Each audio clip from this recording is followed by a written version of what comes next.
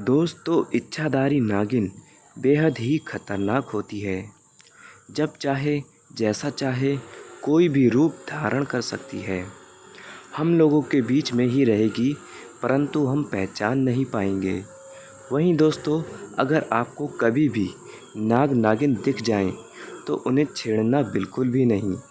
कहा जाता है कि अगर इंसान गलती से भी नाग को मार दे, तो उसे नाग की नागिन 7 जन्मों तक पीछा नहीं छोड़ती, जब तक कि नागिन का बदला पूरा ना हो जाए। तो दोस्तों, इसी आधार पर घटित हुई एक सच्ची घटना आपको बताने जा रहा हूँ। ये घटना केवल 27 साल ही पुरानी है और एक बुज़ुर्ग के साथ ये घटित हुई है।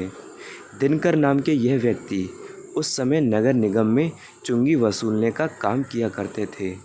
उनकी पोस्टिंग राजपूत रोड दिल्ली में थी। एक दिन वह अपनी ड्यूटी के समय खाना खाकर आराम कर रहे थे। तभी अचानक एक नाग झाड़ियों से निकलकर उनके सामने आ जाता है।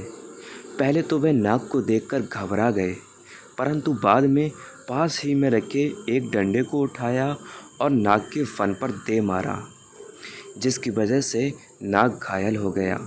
उसके बाद उनके 2-4 डंडा और मारने से उस नाग की वहीं पर ही मृत्यु हो गई। अब उन्होंने उस सांप को झाड़ियों में फेंक दिया। बाद में जब उनके बाकी साथी काम करके वापस आए और पूछा कि तुम डरे हुए क्यों हो, तो दिनकर बताते हैं कि मैंने एक नाग को मारा है और सारी घटना अपने दोस्तों को बता दी।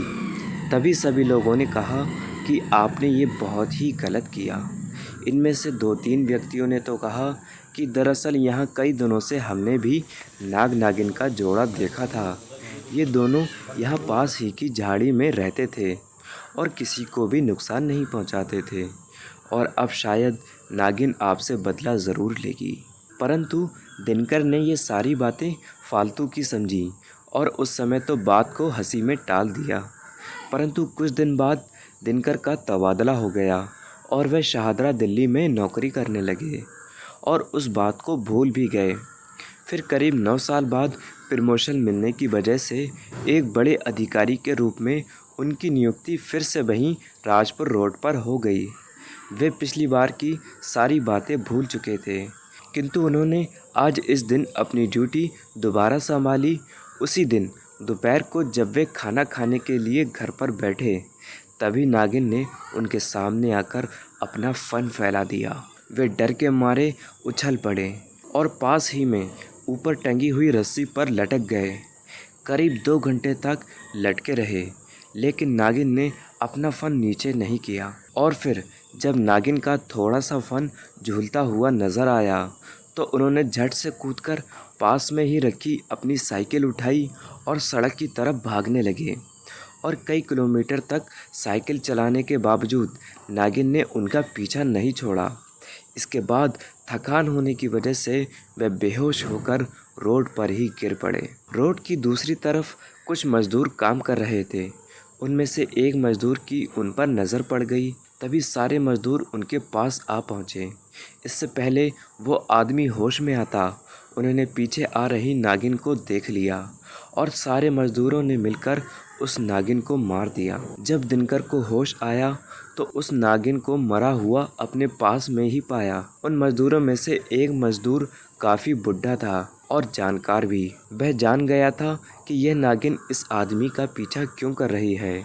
तभी उस बुढ़े मजदूर ने दिनकर से कहा कि आपने इस नागिन के नाक को मारकर बहुत ही बड़ी गलती कर दी है। अब ये नागिन आपका 7 जन्मों तक पीछा करती रहेगी। इसका जब भी पुनर्जन्म होगा, ये आपसे बदला लेने ज़रूर आएगी।